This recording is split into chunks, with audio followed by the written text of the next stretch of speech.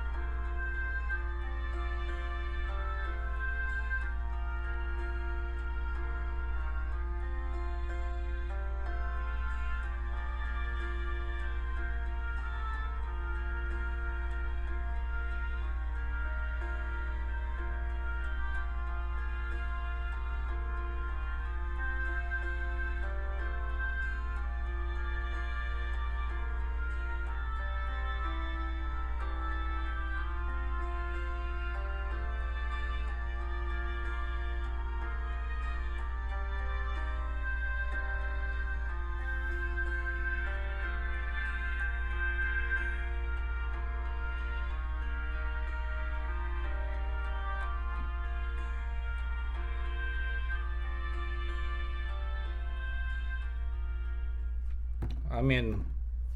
Mari Bapak Ibu, saya mengajak Bapak Ibu sekalian membacakan bersama ayat firman Tuhan yang mendasari ibadah kita pada malam hari ini. Terambil dari Mazmur 40 ayatnya yang keempat.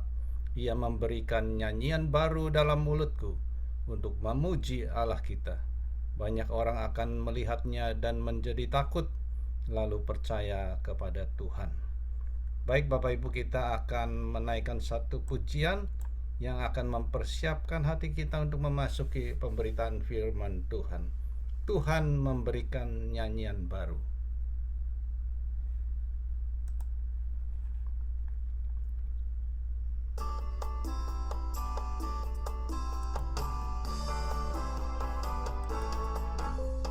Tuhan memberikan nyanyian baru dalam mulutku untuk memuji-muji Allah kita. Banyak orang akan melihatnya dan menjadi takut, lalu percaya kepada Tuhan. Tuhan memberikan nyanyian baru dalam mulutku untuk memuji-muji Allah kita. Banyak orang akan melihatnya dan menjadi takut, lalu percaya kepada Tuhan. Yesus cinta saya, Yesus cinta kamu, Yesus cinta semuanya, firman-Nya digenapi. Yesus cinta saya, Yesus cinta kamu, Yesus cinta semuanya, firman-Nya digenapi. Tuhan memberikan nyanyian baru dalam mulutku untuk memuji-muji Allah kita. Banyak orang akan melihatnya dan menjadi takut, lalu percaya kepada Tuhan. Yesus cinta saya, Yesus cinta kamu, Yesus cinta semuanya, firman-Nya digenapi.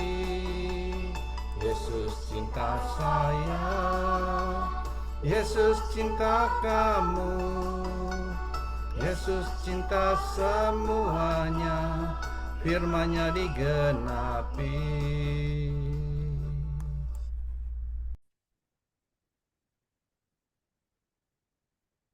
Bapa yang di surga, kami bersyukur malam hari ini kami boleh kembali untuk berdoa bersama-sama. Terima kasih Tuhan karena beberapa hari yang lalu kami sudah merayakan hari Paskah, hari kebangkitan Tuhan Yesus, yang sekali lagi meneguhkan iman kami bahwa kami memiliki Allah yang Maha Kuasa, Allah yang menang, Allah yang mengasihi kami. Oleh sebab itu ketika malam hari ini kami kembali berkumpul untuk berdoa, kami yakin dan percaya Engkau mau mendengar seru doa kami. Ampuni segala dosa dan kesalahan kami, supaya itu tidak menjadi penghalang di dalam kami berdoa pada malam hari ini. Dan Engkau sendiri yang memberkati setiap anak-anak-Mu yang berseru dalam hati mereka kepada Engkau dengan iman dan percaya. Terima kasih Tuhan, pimpinlah kebaktian doa kami pada malam hari ini dari awal hingga pada akhirnya. Di dalam nama Tuhan Yesus kami berdoa.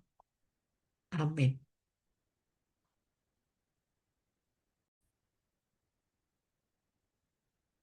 Shalom Bapak Ibu yang terkasih dalam Tuhan, kita bersyukur malam hari ini kita boleh kembali merenungkan firman Tuhan. Tema renungan kita yaitu hidup baru dalam Kristus. Nats yang akan kita baca terambil dari surat Efesus pasal 4 ayat 17 hingga ayat 24.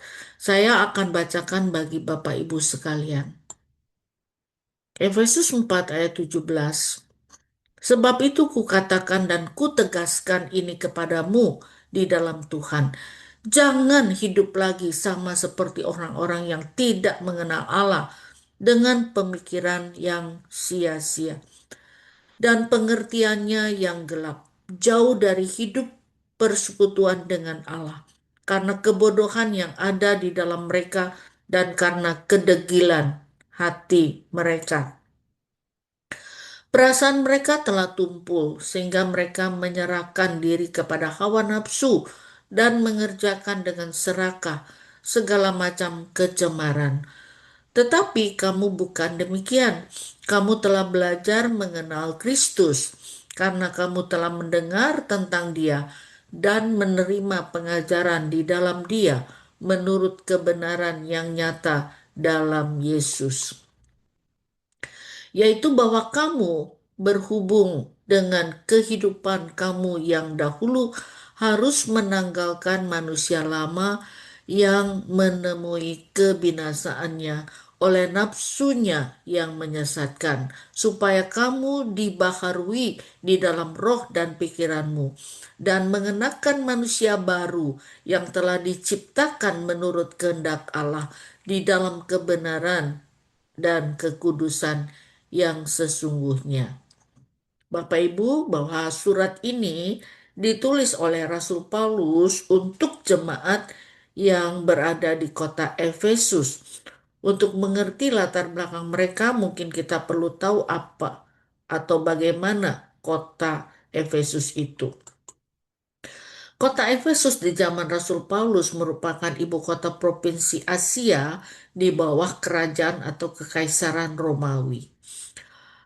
Kota Efesus merupakan kota metropolitan yang sangat makmur dengan jumlah penduduk sangat besar pada waktu itu, 250.000. Juga merupakan kota pelabuhan yang strategis karena letaknya di pesisir barat Asia Kecil. Itulah sebabnya kota Efesus merupakan pusat perdagangan. Banyak pedagang yang berada di sana dari berbagai negara, sehingga juga merupakan pusat kebudayaan, tetapi juga merupakan pusat penyembahan berhala. Karena di situ terdapat satu bangunan yang sangat megah, yang sangat menyolok, yaitu kuil Dewi Artemis yang sangat terkenal pada masa itu. Nah, jemaat Efesus didirikan oleh Rasul Paulus di dalam pekabaran Injilnya yang kedua. Dan Paulus melayani di Efesus selama 2 sampai 3 tahun. Jadi kita bisa mengerti bahwa kebanyakan atau mayoritas jemaat Efesus terdiri dari orang-orang dengan latar belakang non-Yahudi. Mereka bukan orang Yahudi, tapi mereka orang-orang Yunani, orang-orang Romawi, orang-orang yang dahulunya adalah penyembah-penyembah berhala.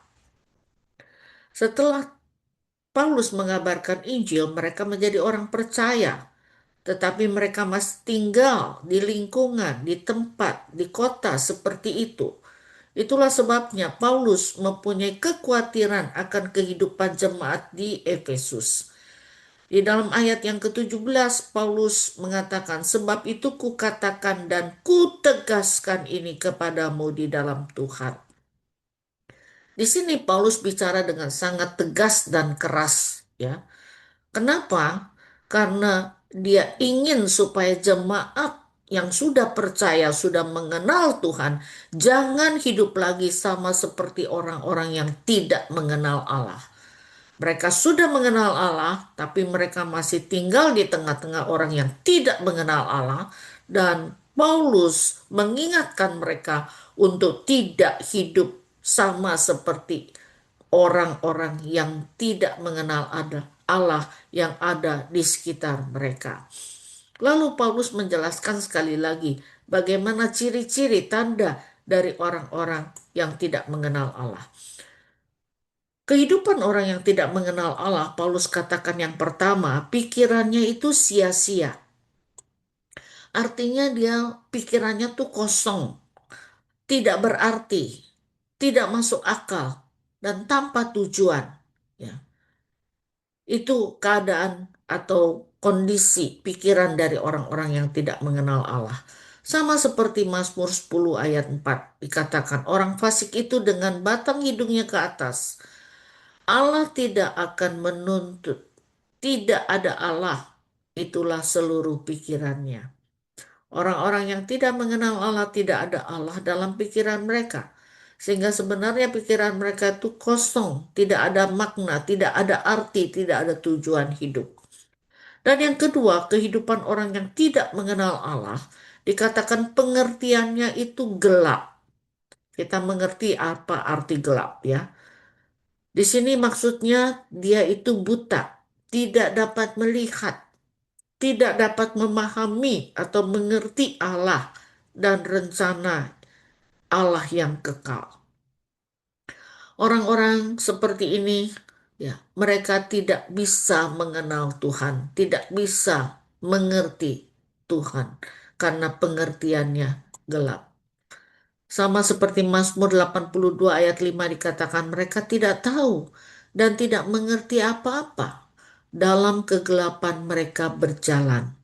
Ya. Itulah kehidupan mereka, hidup dalam kegelapan karena pengertiannya gelap. Yang ketiga, kehidupan orang yang tidak mengenal Allah dikatakan hidupnya jauh dari Allah. Artinya, mereka terputus dari Allah. Mereka dipisahkan atau diasingkan dari Allah. Bahkan mereka sebenarnya bermusuhan dengan Allah. Jadi kita lihat itulah kehidupan orang yang tidak mengenal Allah. Jauh, tidak ada hubungan sama sekali. Mereka terputus bahkan bermusuhan dengan Allah, ya.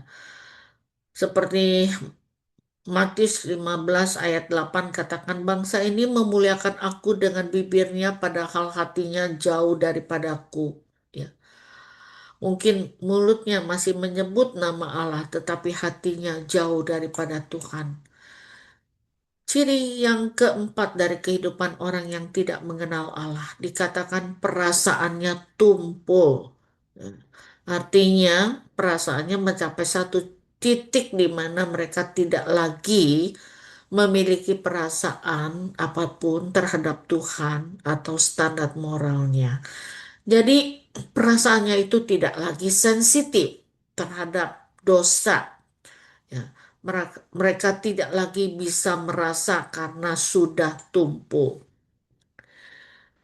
Seperti yang dikatakan di dalam 1 Timotius pasal 4 ayat 2 dikatakan oleh tipu daya pendusta-pendusta yang hati nuraninya memakai cap. Ya, di sini artinya memakai cap hati nuraninya itu dihanguskan dengan besi panas. Seperti seorang peternak yang ingin memberikan cap pada ternaknya, lalu memberikan cap yang terdiri dari besi yang dipanaskan, kemudian ditancapkan, ditempelkan pada tubuh ternak itu. Sehingga bagian tersebut menjadi bagian yang tidak lagi sensitif, dikatakan. Itulah keadaan orang-orang yang tidak mengenal Allah. Perasaannya menjadi tumpul. Dan yang kelima, kehidupan orang yang tidak mengenal Allah dikatakan dirinya dikuasai oleh hawa nafsu. Artinya, dirinya dikuasai oleh segala bentuk sensasi kedagingan. Keinginan-keinginan, kesenangan-kesenangan yang bersifat daging. 2 Petrus 2 ayat 2 dikatakan, banyak orang akan mengikuti cara hidup mereka yang dikuasai hawa nafsu. Dan karena mereka, jalan kebenaran akan dihujat.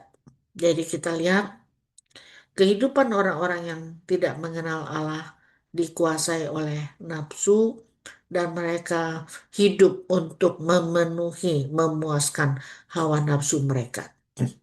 Yang keenam, kehidupan orang yang tidak mengenal Allah dikatakan tangannya mengerjakan kecemaran. Artinya mereka suka dan senang melakukan hal-hal yang kotor, hal-hal yang najis, hal-hal yang jahat. Galatia 5 ayat 19 katakan perbuatan daging telah nyata, yaitu percabulan, kecemaran, dan hawa nafsu, dan lain-lainnya. Begitu banyak kecemaran yang dilakukan oleh orang-orang yang tidak mengenal Allah. Mereka melakukan sesuatu untuk memuaskan hawa nafsu mereka, kedagingan mereka. Dan yang ketujuh, ciri seorang yang hidupnya tidak mengenal Allah, hatinya dikuasai oleh keserakahan. Artinya mereka tidak pernah puas. Mereka ingin punya lebih dan lebih lagi. Mereka berusaha untuk menimbun semua yang bisa dia dapatkan. Dan hidup mereka diperbudak oleh hal-hal yang bersifat duniawi. Seperti Lukas 12 ayat 15 ada nasihat dari Tuhan Yesus. Berjaga-jagalah dan waspadalah terhadap segala ketamakan. Karena walaupun seorang berlimpah-limpah hartanya, hidupnya tidak tergantung daripada kekayaannya itu.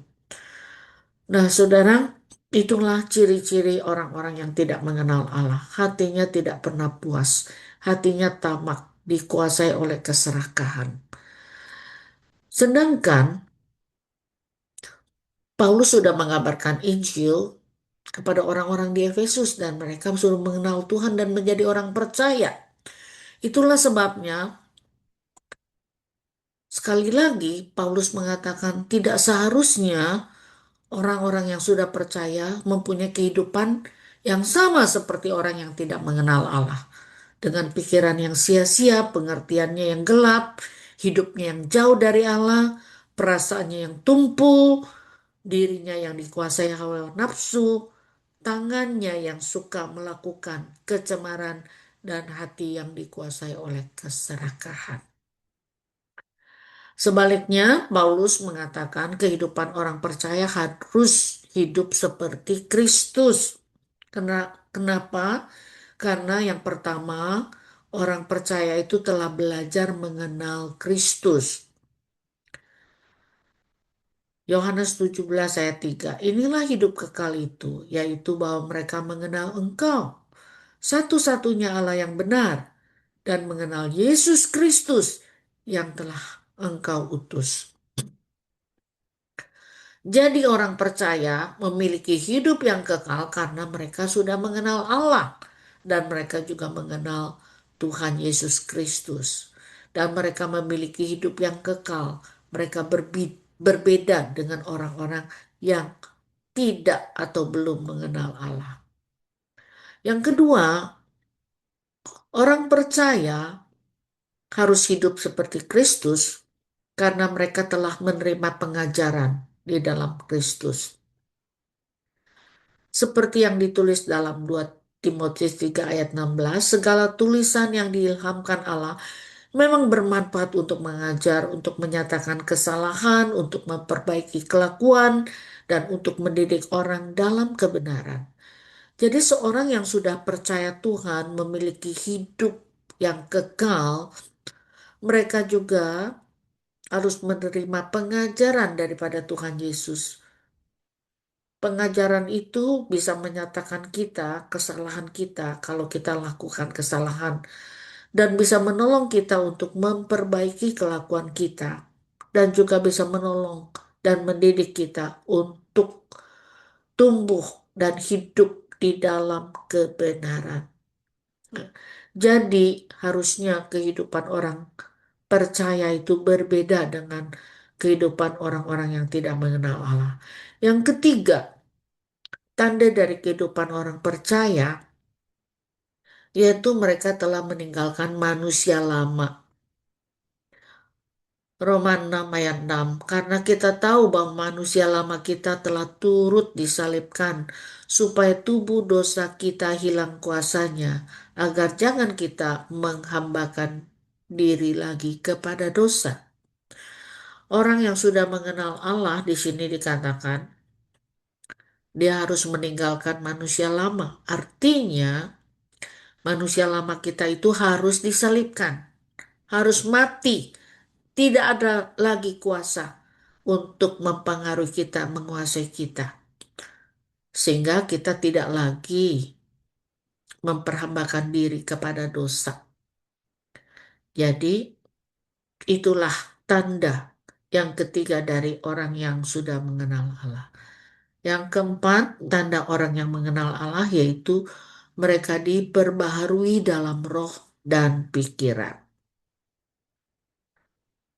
Jadi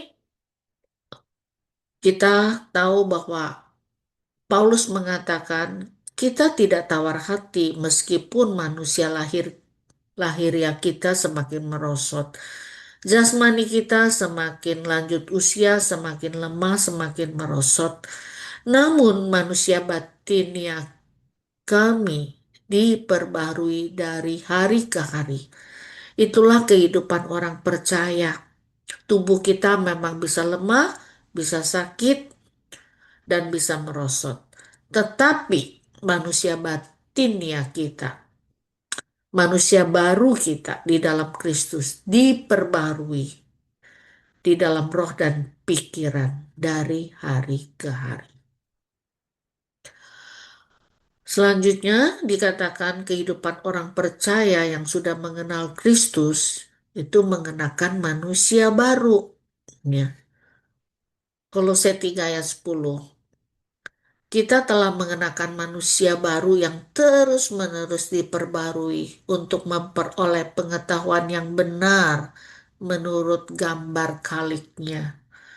Jadi, setelah kita percaya mengenal Tuhan, memiliki hidup yang kekal, kita itu diperbaharui oleh Tuhan hari demi hari karena kita sudah menjadi manusia baru. Supaya kita mempunyai pengetahuan yang benar tentang Allah dan kita semakin menjadi serupa dengan Dia. Jadi kehidupan orang percaya kalau kita simpulkan itu ya harus seperti Kristus karena kita sudah mengenal Kristus, kita menerima pengajarannya atau firman-Nya dan kita menanggalkan manusia yang lama atau dosa-dosa kita dan kita diperbaharui oleh Roh Kudus dalam pikiran dan dalam roh kita dan kita mengenakan manusia baru. Jadi kita lihat ada perbedaan yang sangat kontras antara manusia lama dan manusia baru. Antara orang-orang yang tidak mengenal Allah dengan orang-orang yang mengenal Allah. Pertanyaannya, jikalau kita mengatakan bahwa kita adalah orang percaya, orang yang mengenal Tuhan, apakah hidup kita itu sama seperti orang-orang dunia? Oleh sebab itu, hendaklah kita hidup mengenakan manusia baru sebagai orang percaya, meninggalkan kehidupan kita yang lama, dan menjalani kehidupan kita yang baru, yang berbeda dengan kehidupan orang-orang dunia. Supaya orang lain bisa melihat ada perbedaan yang besar antara orang percaya dengan orang yang tidak percaya, antara hidup manusia lama dengan hidup manusia baru. Itulah sebabnya Rasul Paulus memberikan nasihat kepada jemaat di Roma, juga kepada kita semua. Karena itu saudara-saudara demi kemurahan Allah, aku menasihatkan kamu supaya kamu mempersembahkan tubuhmu sebagai persembahan yang hidup, yang kudus dan yang berkenan kepada Allah. Itu adalah ibadahmu yang sejati. Kalau kita beribadah kepada Tuhan dengan sungguh-sungguh, dengan sejati, kita menyerahkan tubuh kita kepada Tuhan. Hidup kita kepada Tuhan sebagai persembahan yang kudus dan berkenan. Ya. Bukan hanya sampai di sana, kemudian dikatakan juga di dalam ayat yang kedua, janganlah kamu menjadi serupa dengan dunia ini. Kalau kita sudah mengenal Tuhan, percaya Tuhan, jangan lagi hidup kita menjadi serupa dengan dunia ini, tetapi berubahlah oleh pembaharuan budimu. Sehingga kamu dapat membedakan mana kehendak Allah, apa yang baik, yang berkenan kepada Allah, dan yang sempurna. Jadi kita bukan hanya menyerahkan diri, kita harus menjaga diri kita untuk tidak dicemari, tidak menjadi serupa dengan orang-orang yang tidak mengenal Allah. Walaupun kita tinggal di tengah-tengah mereka. Tapi kita minta supaya Tuhan terus-menerus hari demi hari memperbarui hidup kita. Sehingga kita semakin peka terhadap apa yang menjadi kehendak Tuhan. Kita bisa membedakan apa yang baik. Dengan demikian hidup kita akan semakin berkenan kepada Tuhan karena kita melakukan apa yang memperkenan hatinya. Amin. Mari kita masuk dalam doa. Bapa yang di surga, kami sudah percaya Tuhan. Kami sudah diubahkan menjadi manusia baru. Karena kami sudah terima hidup yang baru. Kami sudah nerima firman. Dan Roh Kudus sudah bekerja untuk membentuk roh kami, pikiran kami, jiwa, dan karakter kami. Oleh sebab itu, tolong kami, walaupun kami masih hidup dalam dunia, kami dikelilingi oleh orang-orang dunia yang tidak mengenal Allah. Tolong kami supaya kami tidak dicemarkan oleh kehidupan mereka. Sebaliknya, kami boleh teguh berdiri menjadi saksimu, sehingga orang boleh melihat ada perbedaan yang jelas antara kehidupan orang-orang yang mengenal Allah dengan kehidupan orang yang tidak mengenal Allah.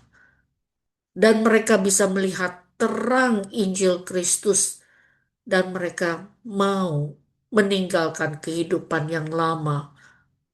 Mereka mau meninggalkan jalan mereka yang gelap menuju kepada terang, menuju kepada hidup yang baru, yaitu hidup di dalam Tuhan Yesus.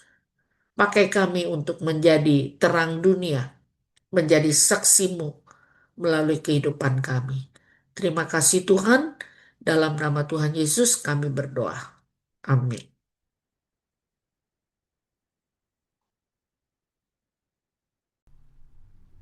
Bapak Ibu, sebelum berdoa syafaat, kita akan mempersiapkan hati kita dengan satu pujian, percaya bukan karena melihat.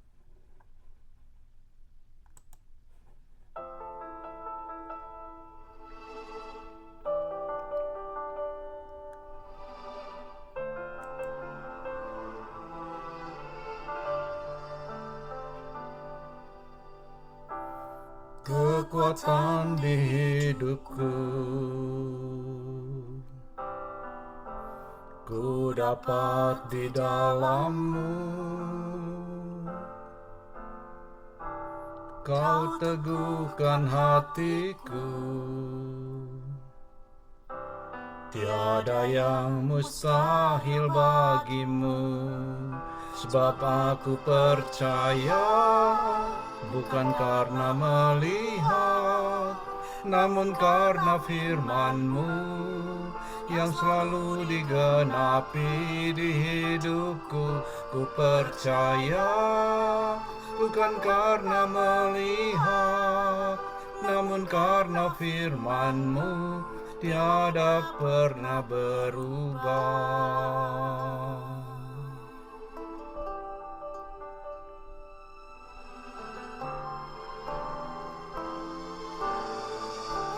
Kekuatan di hidupku, ku dapat di dalam-Mu. Kau teguhkan hatiku, tiada yang mustahil bagimu. Sebab aku percaya, bukan karena melihat, namun karena firman-Mu yang selalu digenapi di hidupku. Ku percaya, bukan karena melihat, namun karena firman-Mu tiada pernah berubah. Sebab aku percaya, bukan karena melihat, namun karena firman-Mu yang selalu digenapi di hidupku.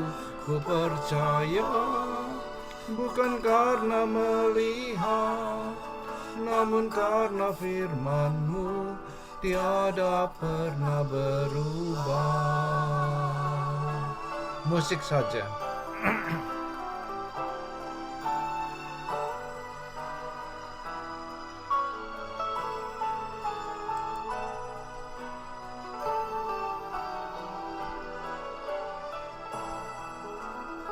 Aku percaya, bukan karena melihat, namun karena firman-Mu yang selalu digenapi di hidupku. Ku percaya, bukan karena melihat, namun karena firman-Mu tiada pernah berubah. Namun karena firman-Mu tiada pernah berubah.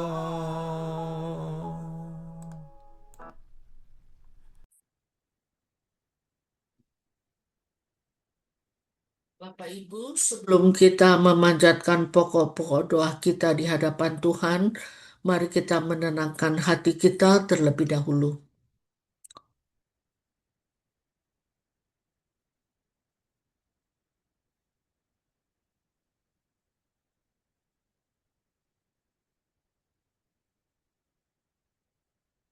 Mari saat ini kita berdoa untuk meresponi firman Tuhan yang sudah kita renungkan bersama.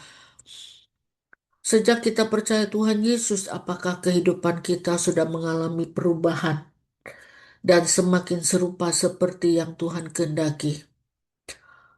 Atau tidak ada bedanya dengan orang-orang dunia yang tidak mengenal Tuhan? Marilah kita berdoa agar kita bisa berdiri teguh, tidak terbawa arus dunia, dan tidak terpengaruh oleh orang-orang yang tidak mengenal Tuhan.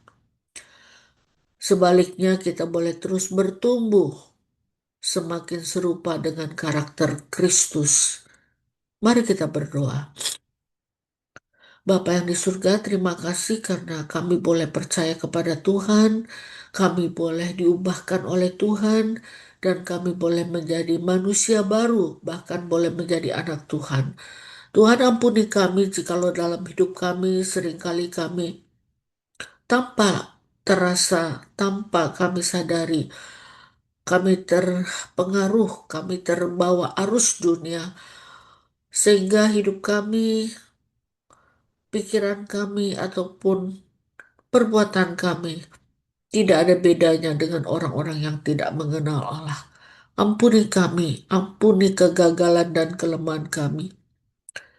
Tuhan, terima kasih untuk firman Tuhan yang sekali lagi mengingatkan kami bahwa kami adalah manusia ciptaan baru dan kami seharusnya hidup seperti Kristus. Oleh sebab itu berikan kami kekuatan, berikan kami iman, dan jaga hati, pikiran, dan hidup kami supaya kami boleh tetap hidup dalam kekudusan, dalam kebenaran, dan kami boleh menjadi saksimu di tengah-tengah dunia, di antara orang-orang yang belum mengenal Allah. Supaya mereka boleh melihat kehidupan kami, hati mereka pun tersentuh dan rindu untuk mengenal Tuhan, untuk percaya Tuhan, dan akhirnya boleh diselamatkan oleh Tuhan. Terima kasih Tuhan, dalam nama Tuhan Yesus kami berdoa. Amin. Saat ini kita akan berdoa bagi para pelayan Tuhan.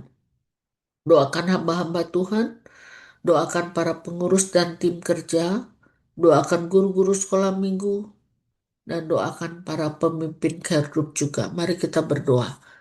Bapa yang di surga, terima kasih Tuhan sudah mengutus hamba-hamba Tuhan untuk melayani jemaat-Mu di IECLA ini. Tuhan, berikan mereka kekuatan, kesehatan, hikmat, kasih, dan kesetiaan, serta segala macam karunia yang dibutuhkan. Sehingga melalui pelayanan mereka, jemaat Tuhan boleh diberkati, boleh bertumbuh, dan gereja Tuhan semakin maju, banyak jiwa boleh dimenangkan bagi Tuhan. Kami berdoa untuk para pengurus dan tim kerja yang menjadi rekan yang baik dari para hamba Tuhan, berkati mereka.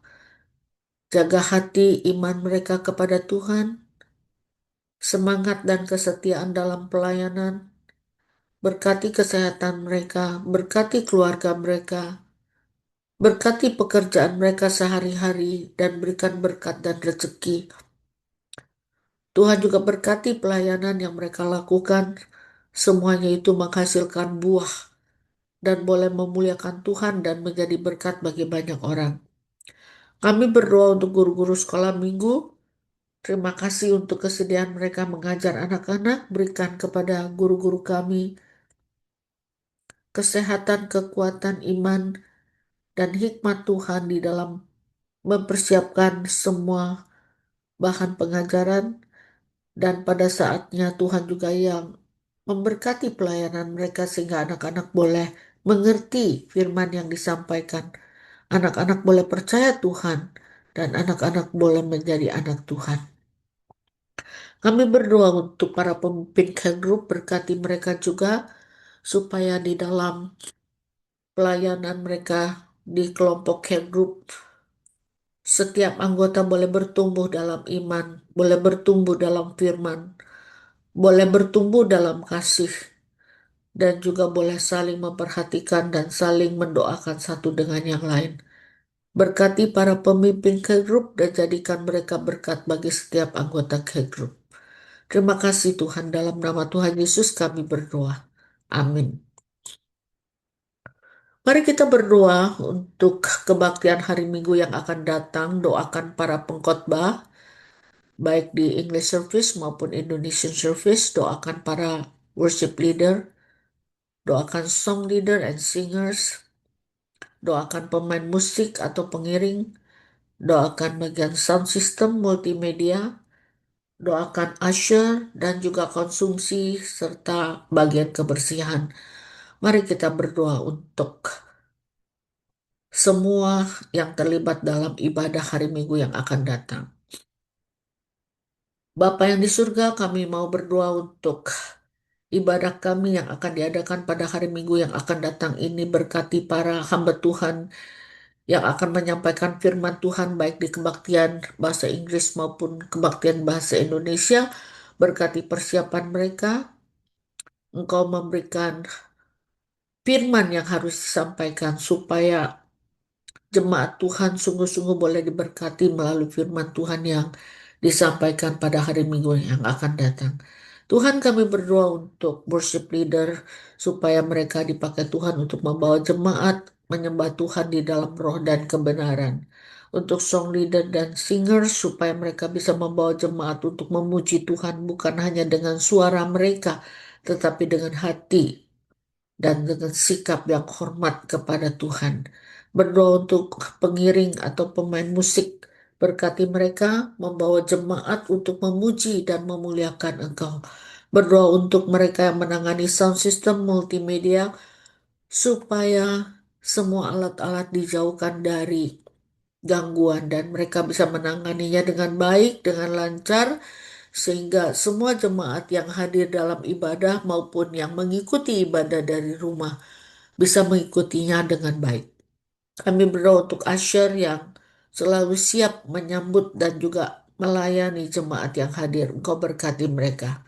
Tuhan, Kau berkati juga rekan-rekan yang menangani konsumsi, bahkan mereka yang selalu melakukan pembersihan baik di dapur, di ruang makan. Tuhan berkati karena kami tahu apa yang mereka lakukan adalah untuk Tuhan. Sehingga kami boleh menikmati berkat makanan jasmani yang berasal dari Tuhan. Dan kami juga boleh menikmati persekutuan yang indah sementara kami menikmati berkat Tuhan itu. Terima kasih untuk rekan-rekan yang selalu melayani jemaat Tuhan di bidang konsumsi dan kebersihan ini. Terima kasih Tuhan. Berkati kami semua. Dalam nama Tuhan Yesus kami berdoa. Amin. Mari kita berdoa untuk bulan misi parusia GI Hokim Tong yang ke-50. Kita doakan untuk Badan Misi Parusia Hokim Tong yang sudah berumur 50 tahun. Berdoa untuk jemaat gereja agar punya beban untuk mendukung pelayanan penginjilan. Berdoa untuk para hamba Tuhan dan utusan Injil yang melayani di ladang Tuhan, khususnya di tempat-tempat yang terpencil. Berdoa untuk pelayanan pekabaran Injil baik melalui pos pekabaran Injil, melalui pondok cerdas parusia, ataupun rumah singgah, supaya semua sarana ini boleh dipakai Tuhan, membuat orang-orang di sekitarnya boleh mengenal Kristus. Mari kita berdoa. Bapa yang di surga, terima kasih untuk gerejamu GI Hokim Tong yang sudah melayani penginjilan lebih daripada 50 tahun. Selama 50 tahun ini banyak hal yang sudah dikerjakan dan kami terus berdoa supaya di tahun-tahun yang akan datang Badan Misi Parusia semakin diberkati dan semakin menjadi berkat. Semakin banyak orang boleh mendengar Injil dan boleh diselamatkan. Kami berdoa untuk jemaat gereja di Hokim Tong dan khususnya juga di IECLA supaya kami mempunyai hati yang mengasihi Tuhan, mengasihi jiwa-jiwa dan punya beban untuk mendukung pelayanan penginjilan. Tuhan tolong kami, buka mata hati kami supaya kami melihat begitu banyak orang yang belum diselamatkan. Kami juga berdoa untuk para hamba Tuhan dan utusan Injil yang melayani di ladang Tuhan, khususnya di tempat-tempat yang sulit, di tempat-tempat yang bahaya, di tempat-tempat yang terpencil. Tuhan beserta, Tuhan melindungi, Tuhan berikan kesehatan, Tuhan memberikan kekuatan, dan Tuhan berkati pelayanan mereka. Kami berdoa untuk pelayanan pekabaran Injil, baik melalui pos pekabaran Injil, pondok cerdas parusia, ataupun rumah singgah. Tuhan juga berkati, sehingga melalui sarana ini, baik anak-anak, remaja, maupun pemuda, mereka boleh mendengar Injil, boleh mengenal Tuhan, dan mereka boleh percaya dan diselamatkan. Bahkan Tuhan juga berkati studi mereka, masa depan mereka, dan profesi mereka, apapun yang mereka kerjakan. Mereka betul-betul dipakai Tuhan untuk menjadi saksimu. Sehingga melalui pelayanan mereka, pekerjaan mereka, kehidupan mereka, banyak orang boleh mengenal Tuhan dan diselamatkan. Terima kasih Tuhan, dengar doa kami. Dalam nama Tuhan Yesus kami berdoa. Amin. Mari kita berdoa untuk saudari-saudari kita yang baru saja menerima baptis, CD, ataupun atestasi. Doakan mereka supaya boleh bertumbuh dalam iman dan mereka boleh menjadi anggota yang aktif di dalam tubuh Kristus untuk sama-sama melayani Tuhan dan boleh menghasilkan buah-buah bagi kemuliaan Tuhan. Mari kita berdoa. Bapa yang di surga, kami berdoa untuk Ani yang baru saja dibaptis. Kami berdoa untuk Dorothea yang baru saja disidi. Kami juga berdoa untuk Kisa yang atestasi. Tuhan tolong supaya mereka bertiga sungguh boleh bertumbuh dalam iman mereka, bertumbuh dalam kasih mereka kepada Tuhan, dan mereka punya komitmen, punya semangat untuk mau melayani Tuhan, supaya mereka boleh bekerja sama dengan baik dengan anggota tubuh Kristus lainnya untuk membangun tubuh Kristus. Kami berdoa untuk Marian, anak yang masih kecil, yang sudah dibaptis di dalam namamu. Tuhan berkati kedua orang tuanya, berkati akan keluarganya, grandparents-nya, supaya mereka boleh dipakai Tuhan untuk membimbing anak ini dari kecil, mengenal Tuhan, boleh percaya Tuhan, menjadi anak yang mengasihi Tuhan dan takut akan Tuhan. Hidupnya akan dipimpin dan diberkati oleh Tuhan juga. Terima kasih Tuhan, dalam nama Tuhan Yesus kami berdoa. Amin. Saat ini kita akan bersama-sama berdoa untuk saudara seiman yang memerlukan dukungan doa. Kita berdoa untuk mereka yang sakit ataupun lemah tubuh. Kita berdoa untuk mereka yang lanjut usia. Saudara tergerak dan teringat akan siapa Tuhan kita bawa nama mereka di hadapan Tuhan, kita doakan mereka. Juga kita akan mengingat dan berdoa untuk keluarga besar almarhum Bapak Pendeta Joseph Tong yang sedang berduka cita saat ini. Mari kita berdoa untuk tiga pokok doa. Bapa yang di surga, terima kasih karena Tuhan berikan kami kesehatan. Namun kami tahu Tuhan ada saudara seiman kami yang mengalami kelemahan tubuh, bahkan ada yang cukup lama sakit, bahkan ada orang yang keluar masuk rumah sakit dan masih belum sembuh juga.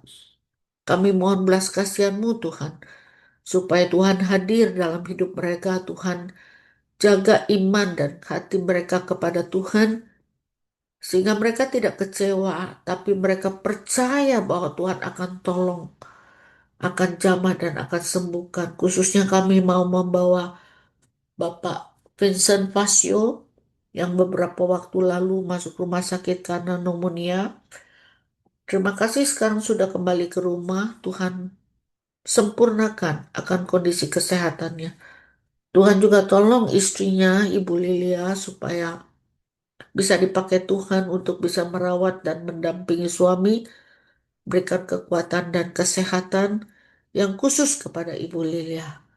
Tuhan, kami ingat mereka yang lanjut usia, seringkali merasa kesepian, seringkali menjadi putus asa, merasa tidak berdaya, tapi Tuhan hadir dalam hidup mereka. Tuhan hiburkan, Tuhan kuatkan, biarlah mereka boleh merasakan kasih Tuhan yang tidak pernah meninggalkan mereka. Sehingga hati mereka boleh tetap ada damai sejahtera dan sukacita yang datang daripada Tuhan. Kami juga berdoa Tuhan untuk keluarga besar Bapak almarhum Pendeta Joseph Tong yang sedang berduka. Tuhan hiburkan mereka satu persatu, baik anak menantu maupun cucu dan famili-famili lainnya dalam rangka memorial service nanti.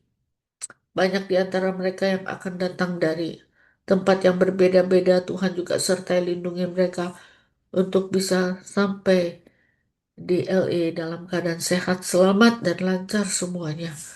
Hiburkan Tuhan akan keluarga ini, keluarga dari hamba-Mu yang setia, yang melayani Tuhan sejak muda dan saat ini sudah senang bersama dengan Tuhan di surga. Terima kasih Tuhan, dengar doa kami. Dalam nama Tuhan Yesus kami berdoa. Amin. Mari kita berdoa untuk para pemimpin negara. Kita berdoa untuk kondisi ekonomi. Kita juga berdoa untuk keamanan dan perdamaian dunia saat ini. Mari kita buka suara berdoa. Bapa yang di surga, Engkau adalah Raja di atas segala raja. Dan Engkau tahu apa yang terjadi di dunia ini saat ini. Kami sebagai manusia yang terbatas, manusia yang lemah, kami sungguh membutuhkan belas kasihan-Mu. Berikan kepada kami para pemimpin negara yang hatinya takut akan Tuhan, supaya mereka diberikan hikmat, diberikan kekuatan, diberikan pertolongan oleh Tuhan untuk bisa memimpin negara yang Tuhan percayakan dengan baik, dengan benar, dengan adil, sehingga semua rakyat yang dipimpin boleh menikmati kesejahteraan. Khususnya kami berdoa untuk kondisi ekonomi yang semakin berat, semakin sulit. Tuhan sendiri yang berbelas kasihan, bukakan jalan dan berkati. Dan khususnya anak-anak Tuhan yang bergumul dengan pekerjaan mereka, bergumul dengan kebutuhan mereka. Tuhan yang mencukupi, Tuhan yang menyediakan. Kami berdoa untuk perdamaian dunia yang sampai sekarang masih belum terwujud. Mohon belas kasihan-Mu Tuhan, karena Engkau Raja Damai. Engkau yang mendatangkan perdamaian yang sejati di dalam hati kami. Tetapi kami juga berharap Tuhan akan menolong itu bisa terwujud di dalam dunia ini. Terima kasih Tuhan, dengar doa kami. Dalam nama Tuhan Yesus kami berdoa. Amin. Saat ini kita akan berdoa untuk kebutuhan dan pergumulan pribadi kita. Kita boleh membawa masalah kesehatan, masalah keluarga, pekerjaan, atau kebutuhan kita yang khusus yang tidak mungkin kita bisa ceritakan kepada orang lain. Tapi kita bisa mencurahkan isi hati kita kepada Tuhan. Mari kita berdoa. Bapa yang di surga, terima kasih karena Engkau Allah yang peduli pada kehidupan anak-anak-Mu Tuhan. Ketika saat ini anak-anak Tuhan sedang berdoa, mengungkapkan kebutuhan mereka, mengungkapkan pergumulan mereka, entah yang berhubungan dengan kesehatan, berhubungan dengan masalah keluarga, ataupun pekerjaan-pekerjaan mereka. Tuhan tolong, kami rindu ada campur tangan Tuhan. Kami rindu, kami diberikan iman untuk tetap percaya bahwa apapun yang terjadi, di balik semuanya pasti ada maksud dan rencana Tuhan yang indah. Tuhan, tolonglah anak-anak-Mu satu persatu, berikan kami kekuatan dan kemenangan di dalam menghadapi hari-hari kami ke depan, pergumulan kami yang kami alami. Kami bisa lewati bersama dengan Tuhan. Terima kasih, dalam nama Tuhan Yesus kami berdoa. Amin. Saat ini kita akan menutup atau mengakhiri doa kita dengan mengucapkan doa Bapa kami. Bapa kami yang di surga, dikuduskanlah nama-Mu, datanglah kerajaan-Mu, jadilah kehendak-Mu di bumi seperti di surga. Berikanlah kami pada hari ini makanan kami yang secukupnya, dan ampunilah kami akan kesalahan kami, seperti kami telah mengampuni orang yang bersalah kepada kami. Dan janganlah membawa kami ke dalam pencobaan, melainkan lepaskanlah kami daripada yang jahat. Karena Engkaulah yang empunya kerajaan dan kuasa dan kemuliaan sampai selama-lamanya.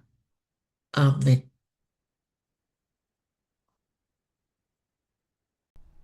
Bapak Ibu, kita akan mengakhiri persekutuan doa malam hari ini dengan menaikkan satu pujian penutup bersama malaikat di surga.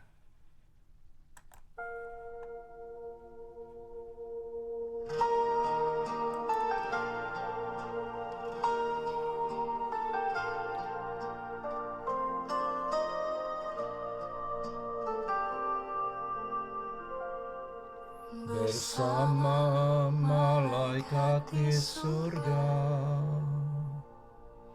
nyanyikan kidung pujian, bermazmur bagimu, muliakan nama-Mu. Yesus, aku memuji-Mu.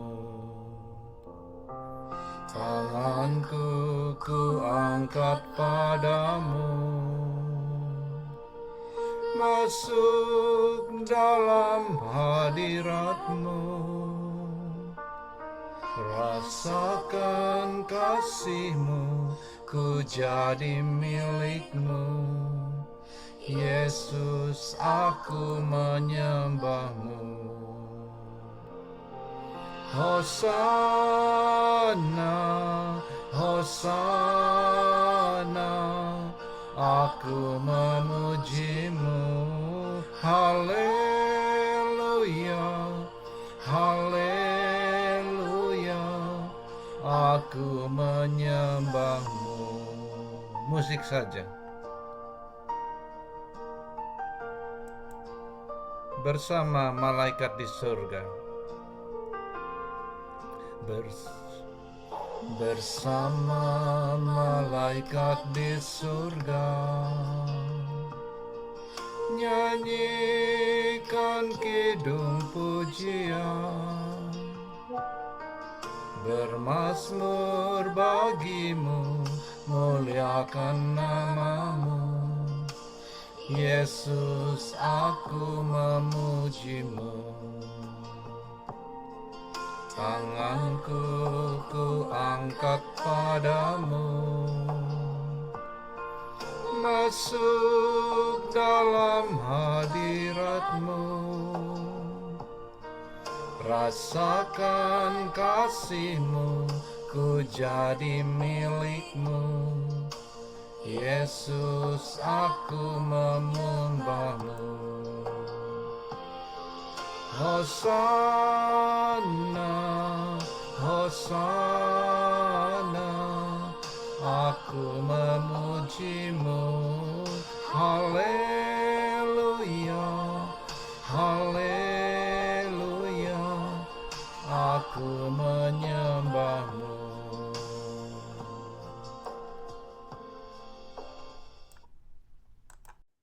Bapak Ibu, sebelum kita mengakhiri kebaktian doa malam hari ini, mari kita menerima berkat dari Tuhan. Tuhan memberkati engkau dan melindungi engkau. Tuhan menyinari engkau dengan wajahnya dan memberi engkau kasih karunia. Tuhan menghadapkan wajahnya kepadamu dan memberi engkau damai sejahtera. Amin.